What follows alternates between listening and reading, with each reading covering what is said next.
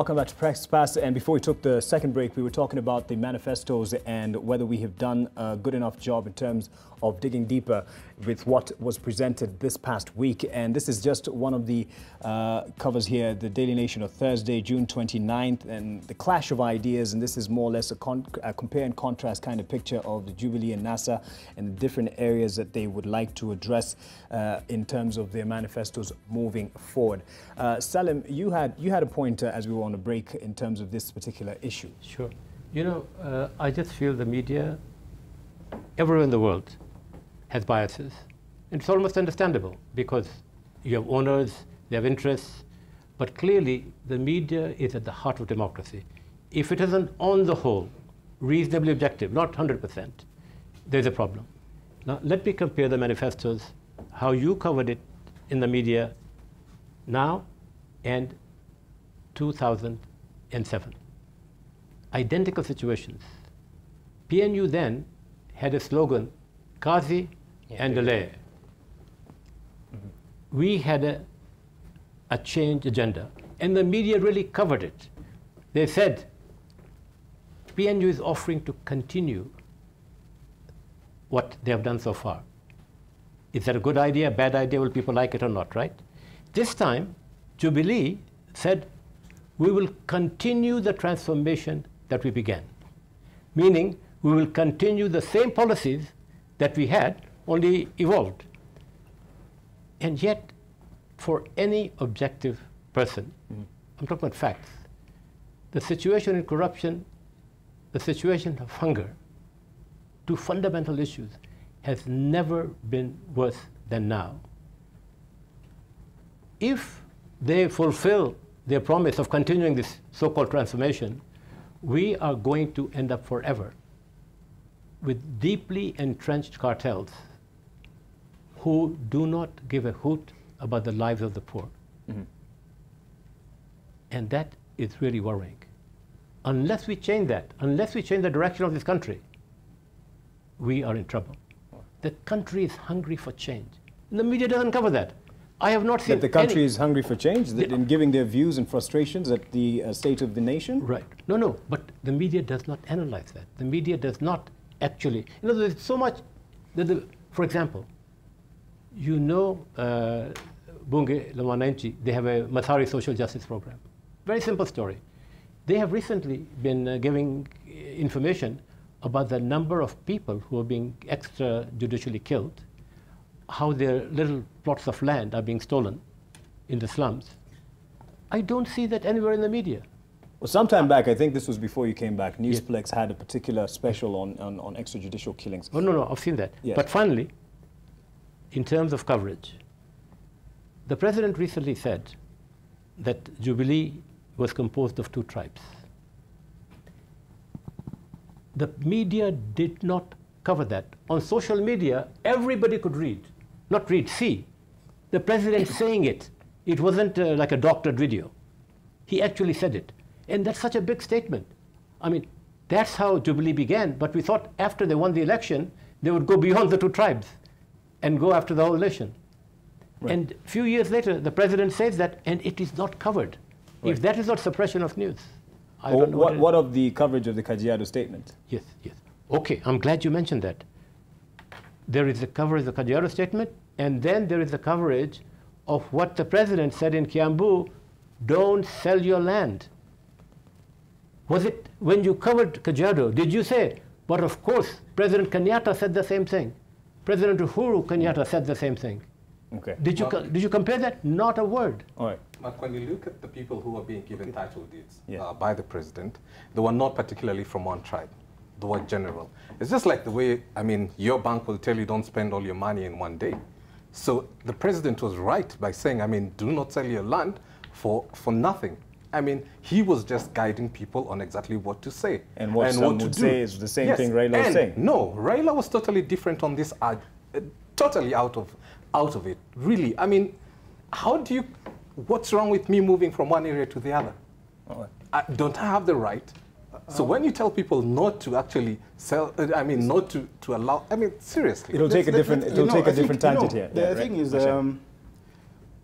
when you see the NASA representative and the Jubilee representative agreeing that the media is not doing well, then I am comfortable that we must be doing very well. because the problem with these political people is that they only read and see what they want to see. If it comes to the manifestos, they have been given blanket coverage for a very long time. And all those things these two guys are saying are not covered have been covered. And if they want, I'll give them the links to those stories. I can talk about the ones in the Nation. And we brought out the differences between what Jubilee is offering, what CORD is offering. We broke it down into sectors. We even tried to break it down into spending. We also captured, like I said before, what you might call what you might call the differences in those manifestos in terms of their outlook, going back to who Raila is, yes, and who he is, and their life stories and their upbringing. That was all captured, and I will give you the links if you need it. Now let's look at the Kajiado thing. Again, it was covered, and even before Kajiado, there was the one of Laikipia. They were covered. The problem is that the Jubilee people and their supporters took a selective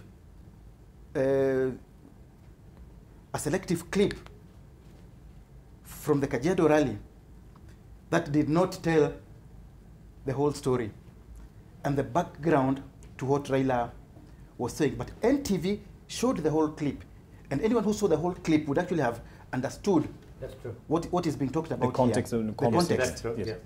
Did it play it the same day? Did it play it the same day?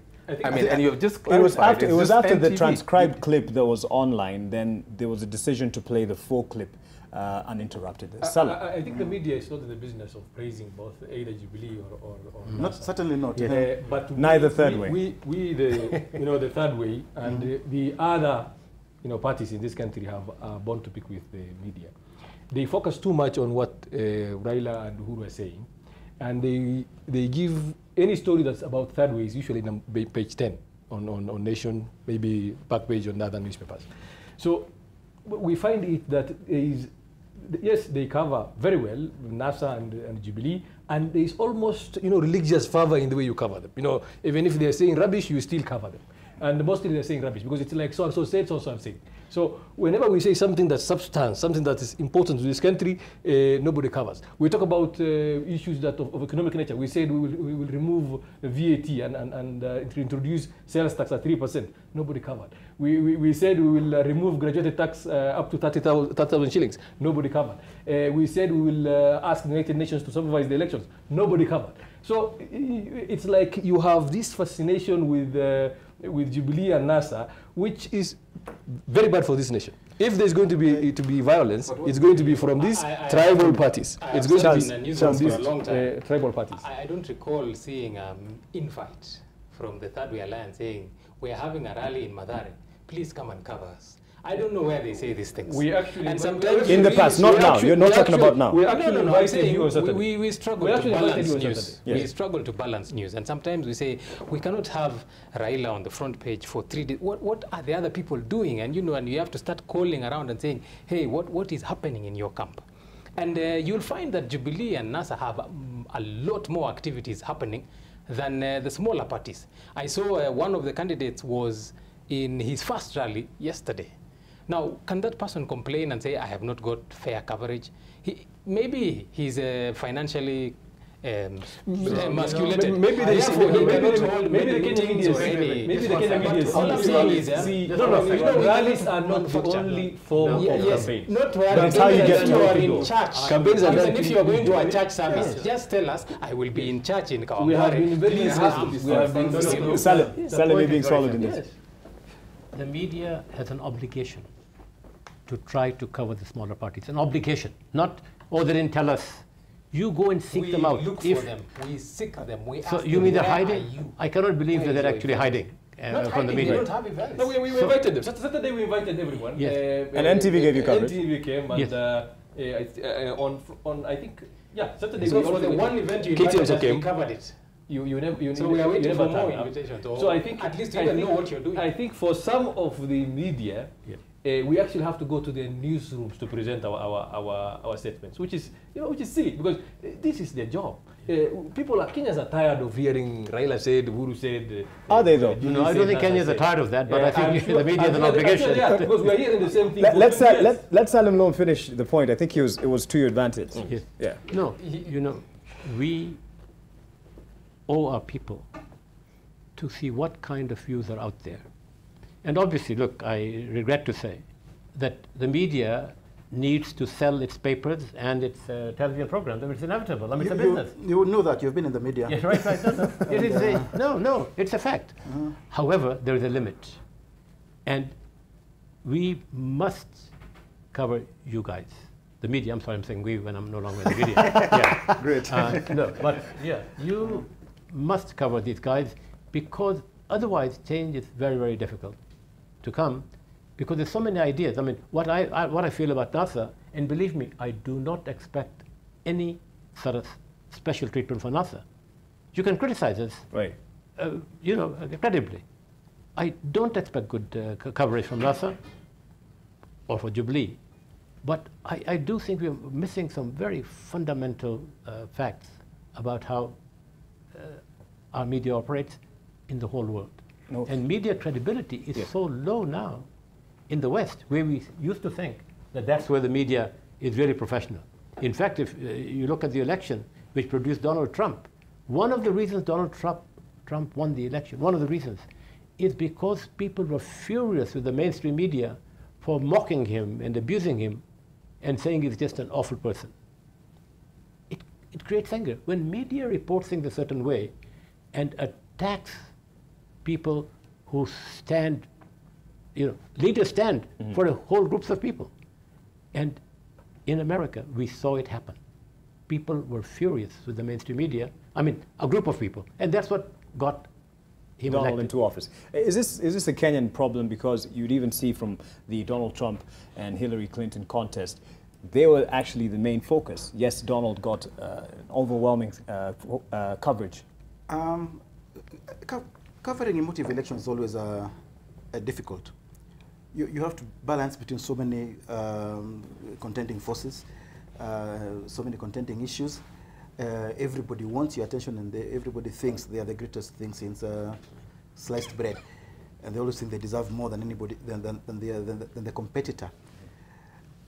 But I think at least the mainstream media houses, I think all of them are more or less trying to give equitable coverage, to be balanced, to be fair, to give everybody a voice. But not one thing, equitable does not mean equal. If Jubilee and NASA are holding big rallies every other day, and the other fellow is at home, are you going to follow him home to ask him what is every day, to ask him, do you have anything to tell us today? Right. It would be difficult. And secondly, we also have to realize that by how aggressively some teams are campaigning, by how visible they are on the campaign rallies and on everywhere else, they get a certain traction that makes them what you might call the main contenders. Right. That is not us who create them. They create themselves. And it is not a Kenyan situation.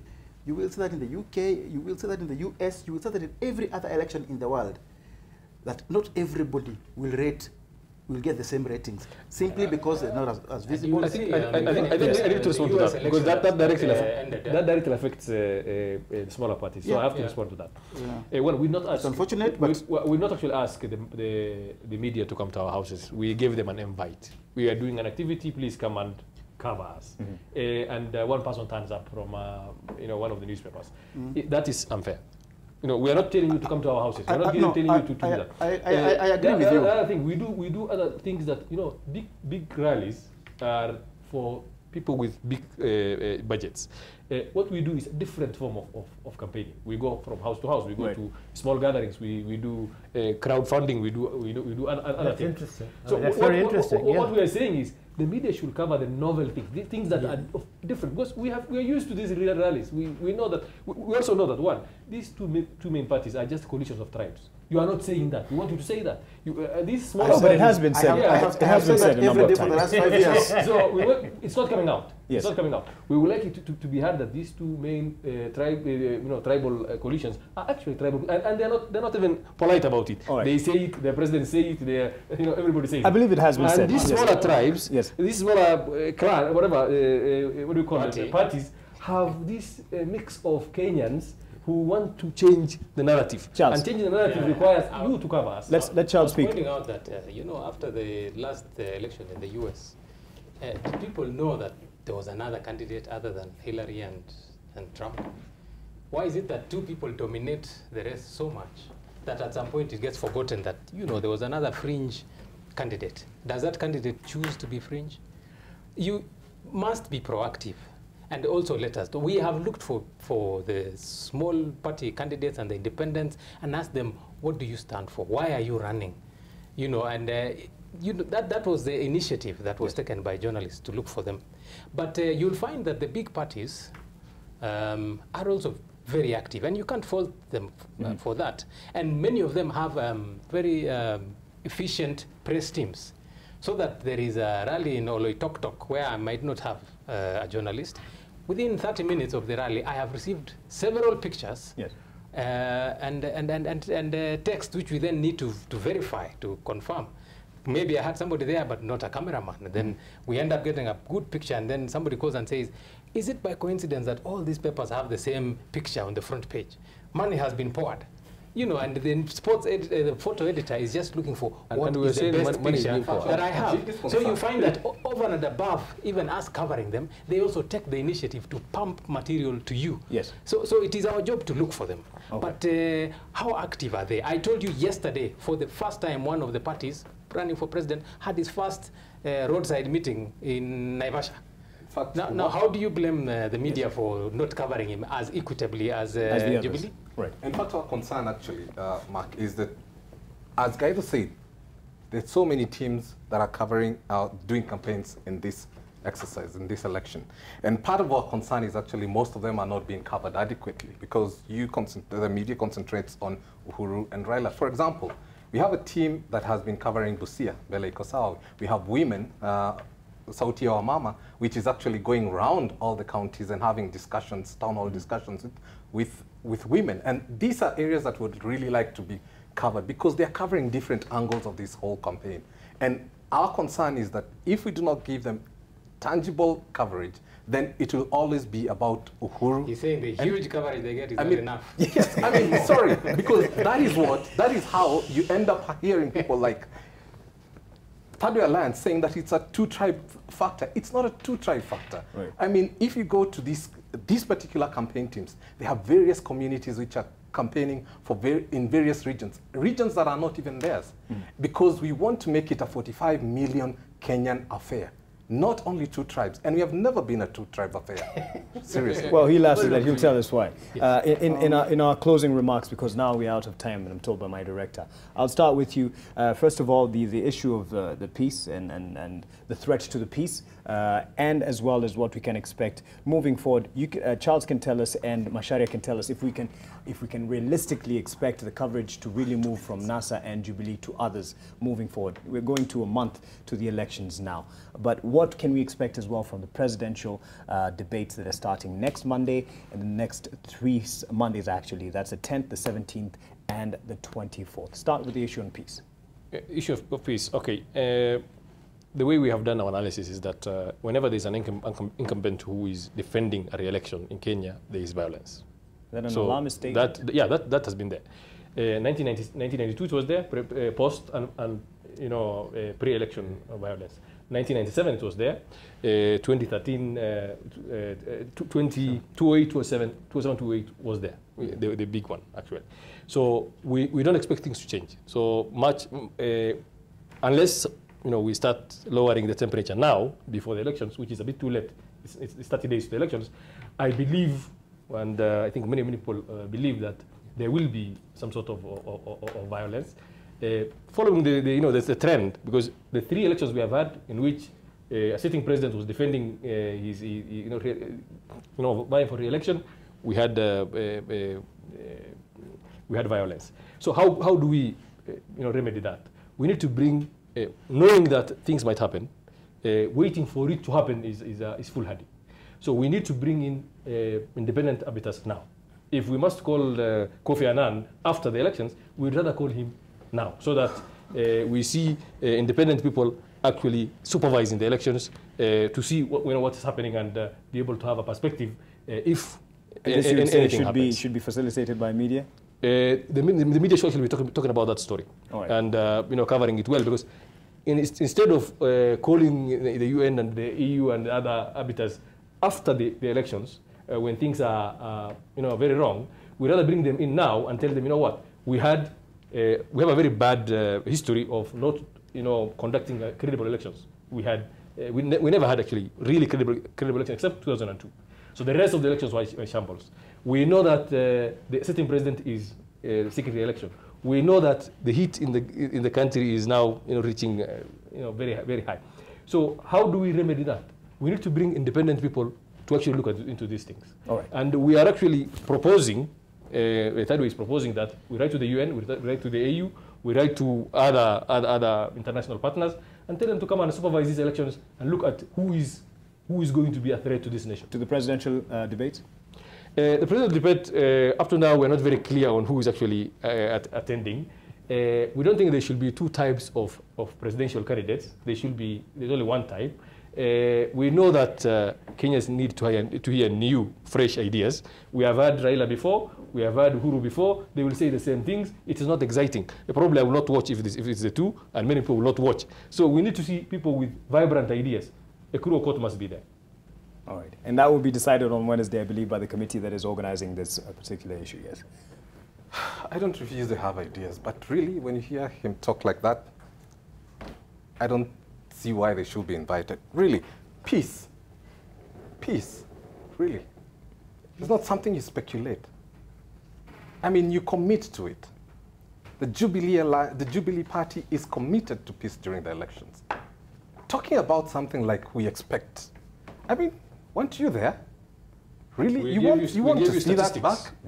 Even if you give statistics, really, it's what you work towards. It's what you work towards. Are you suggesting you wish it away? I mean, temperatures are high, so you can't quite... I mean, does it help by saying that, okay, we foresee that this will happen? I mean, we talk about and commit to non-violence during elections. And that is what you work towards. But if you, at the back of your mind, or at the front of your mind, like they are saying, I mean, it's all about we are going to experience violence. Really, I have children. We have children.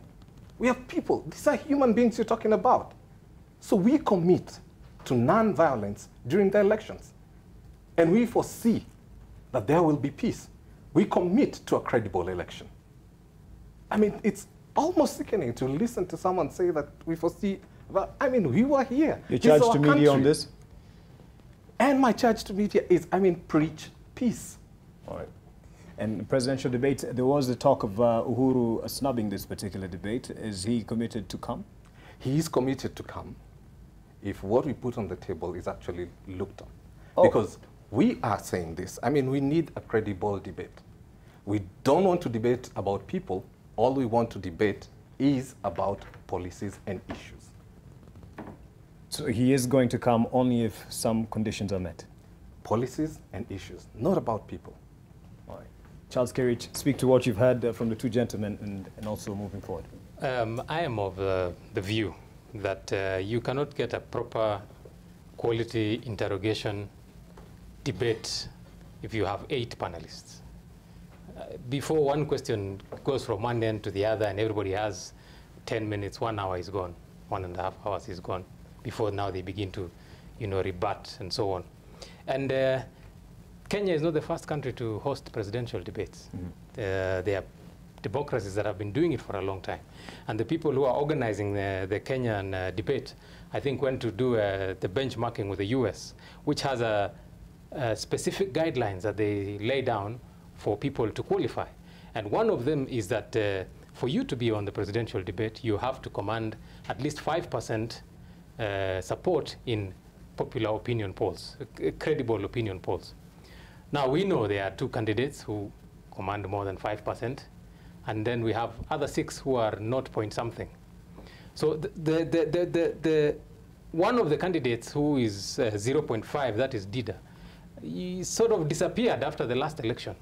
Had he been a bit more active, providing alternative solutions to the doctor strike, saying this is how I would handle it, to the other problems, maybe he would right now be at 6% and qualify for the debate. Okay. But since there are 2 candidates that qualify, let's have a quality debate of those 2. Should we be preaching peace as media necessarily at this point? You know, after the 2008 violence, the next election saw the media preaching a lot of peace.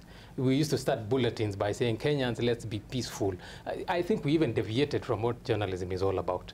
And I don't see a repeat of that. I think we should just stick to covering news, let people pay the consequences for their utterances, but not for us to sanitize it and say, let's not put what the incendiary remarks this governor has said, because it might destabilize the peace. You put it in context, say whatever he has said is not acceptable, but you know, then let action be taken. Right. But one trend I have noticed in this election, and probably in the last election, is that in newsrooms, something very strange that used to not be there in the past seems to be taking root in some organizations, where you find actually media practitioners taking sides.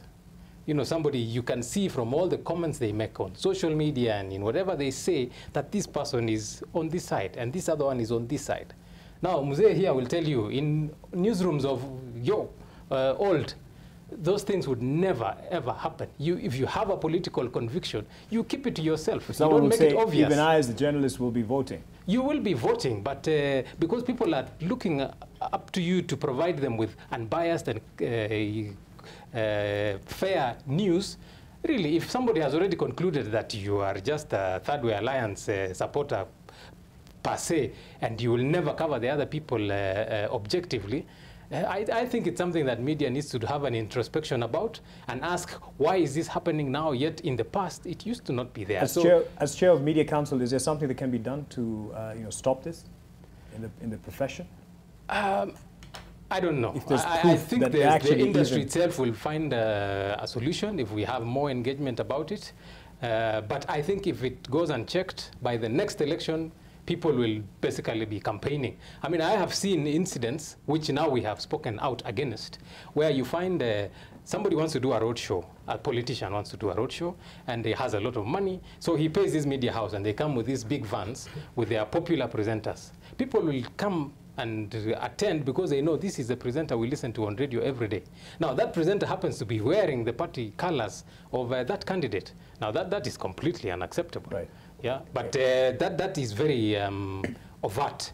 But what I'm saying is, even on the surface, you find there is a lot of activity that seems to suggest that this person is no longer neutral, and I think that's something that the media has to fight to return that neutrality. All right, senior. You're writing age only. You're writing a book, War and Peace in Kenya. Yes. It looks at the troubles that have been spanning over 10 years, I believe, right, from 2002 to 2013. Is it almost done? And speak to the issue of peace and where you feel media can play. No, this issue of peace first is so important. And when the title of our book is War and Peace in Kenya, the implication or the obvious meaning is that the way we're headed, it could result in war. And if we don't curtail the direction in which we're going, I really fear that the poor are suffering. Their suffering is growing. They're feeling intense pain and anger. I have never seen so much anger before an election. After the election, but there is so much suffering in this country. So now, in terms of elections, I suddenly find we have forgotten about free and fair elections. Today, the people who organized the debate came to see us for the first time, our first meeting with them. And first we were horrified. They had made so many decisions without discussing anything with us, and indeed with Jubilee, I'm sure.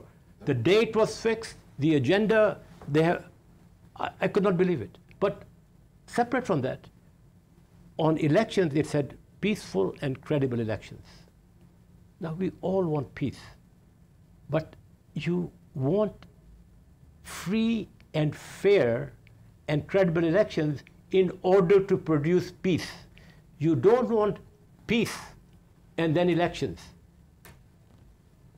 We've just subverted the whole notion of elections by saying the only thing that's important is that we have peace and not a good election. Now, let me give you an example from another media today. Who runs 411? There is a service.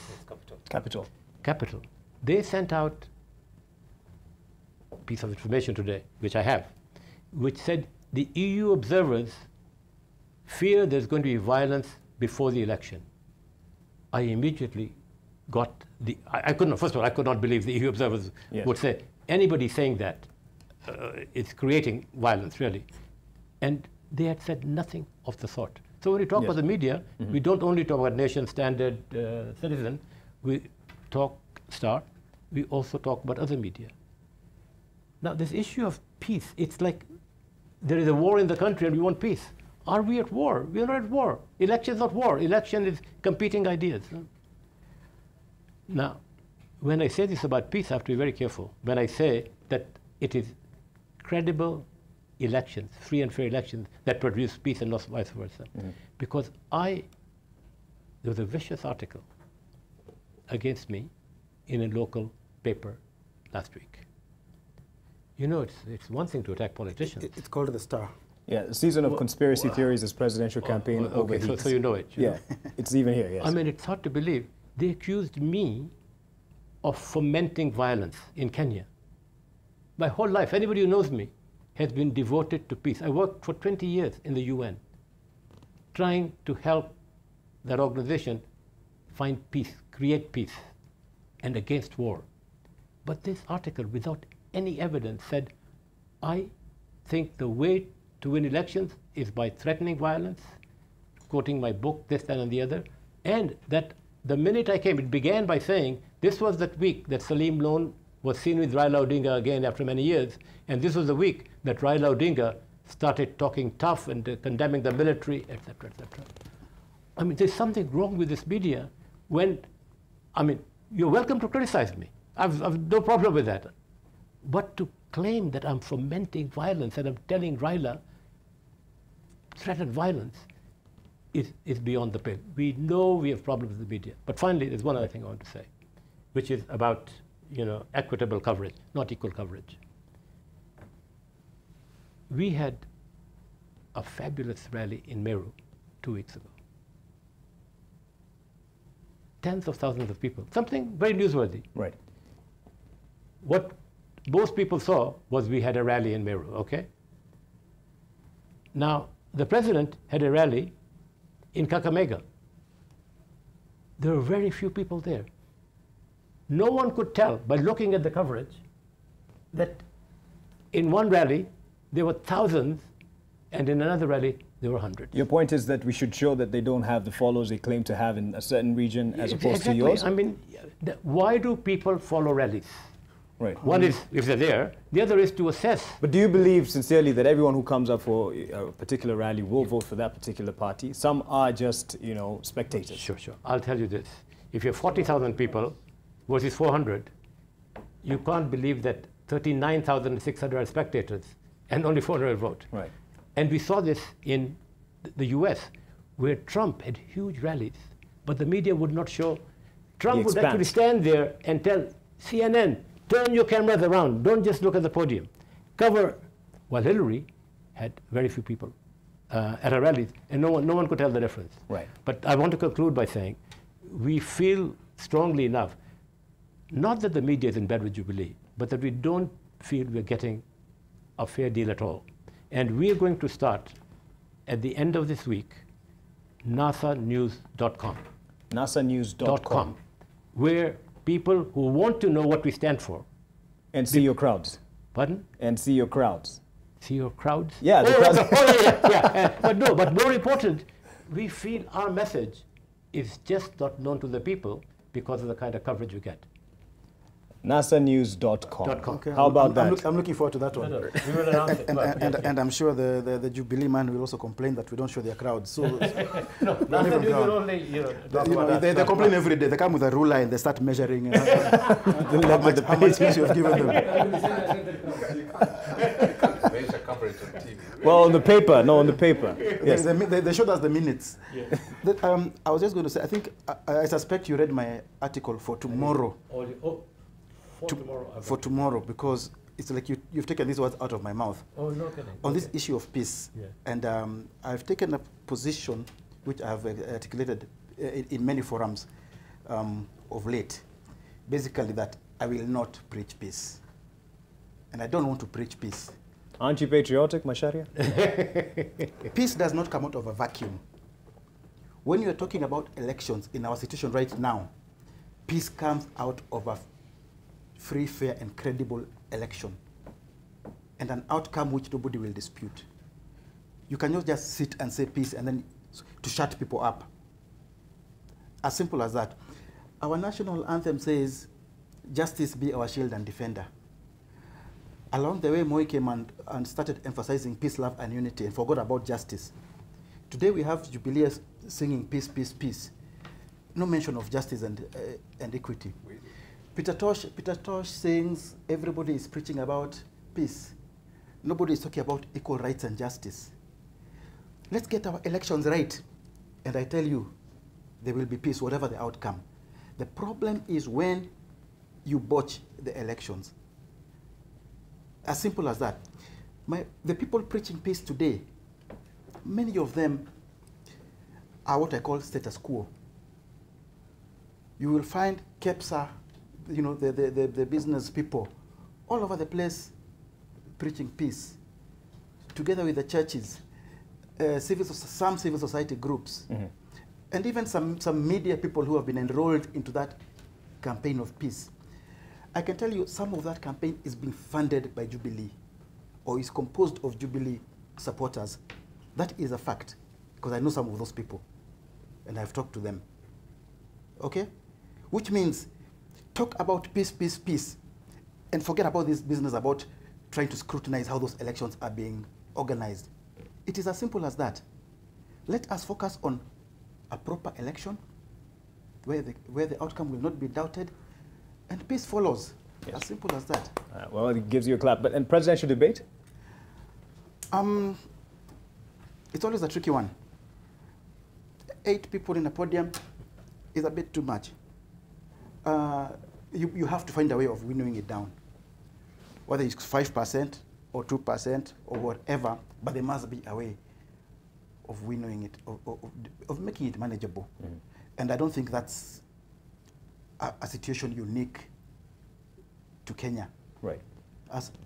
I just hope, of course, that the debate will be good. On moderators, of course. The moderators will be good. That they will not try that the contestants will not try to set the rules without consulting the other side. Is that a comment from what Albert has said? In fact, they want policy, it's actually good. Well, they can sit down and agree. But you know, when somebody tries to dictate, it becomes a bit tricky, because then you must go back to the other side and again negotiate with them. Right. But I think the organizers should have done a better job of reaching out to all parties in good time. And discussing the ground rules. Meeting them just a few days before, I think, is not very good. Well, I believe there will be a meeting with all stakeholders on Wednesday with the committee, the organizing committee. And thank you to my director and gentlemen. I want to senior, yes. That I am astonished by the openness of this debate. NTV and you, I really mean it. Thank you. I am really impressed. Well, should I be worried that he's impressed with my work? Albert is happy too. Yes. Albert is in Wajir on Saturday. All right. He's asking the media to be in Wajir on Saturday. He's going for campaign as on Saturday. Good. Now this time we are asking for coverage. As a governor candidate. Noted. And the Third Way Alliance. The Third Way Alliance is going to be in Wajir, including Kuro Court, in Wajir on Saturday from 8 a.m. please cover us. All right. No, we will be covered. Shukran. I don't think you have to say please. And gentlemen, thank you for your time. And thank you to Diana and the team behind the scenes that you don't get to see for extending this, because this will be the last episode in a few weeks, because the presidential debates, if they go as planned, will be starting next Monday 10th, the following Monday 17th, and the following Monday 24th. And of course, that will be something you'd want to watch.